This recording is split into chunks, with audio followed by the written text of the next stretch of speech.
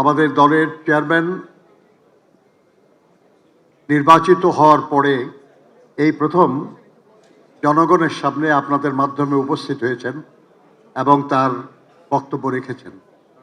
আমরা আশা করব যে আপনাদের মাধ্যমে তার বক্তব্য দেশের জনগণের প্রতি, বিশ্ববাসীর প্রতি তার আহ্বান আপনারা দেশ এবং বিদেশে সবখানে ছড়িয়ে দেবেন।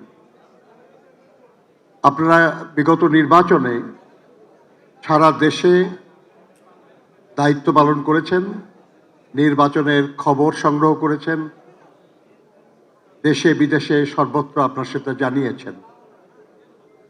আমরা আশা করব আগামী দিনেও আমাদের উন্নয়ন প্রয়াস, আমাদের দেশ গড়ার লড়াইয়ে আমাদের নেতা জনাব তারেক রহমানের নেতৃত্বে আগামী দিনের বিএনপির যে কার্যক্রম, সে কার্যক্রমে আপনারা সহযোগিতা করবেন, সমর্থন জানাবেন। আমি পুনরায় আমাদের এই প্রেস ব্রিফিংয়ে উপস্থিত হওয়ার জন্য আমাদের বিদেশি সাংবাদিকবৃন্দ এবং আমাদের দেশের সাংবাদিকবৃন্দকে আন্তরিক কৃতজ্ঞতা এবং ধন্যবাদ জানাই।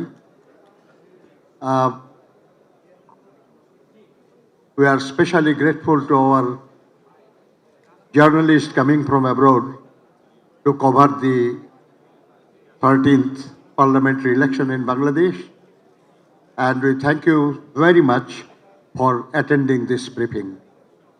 Thank you and goodbye.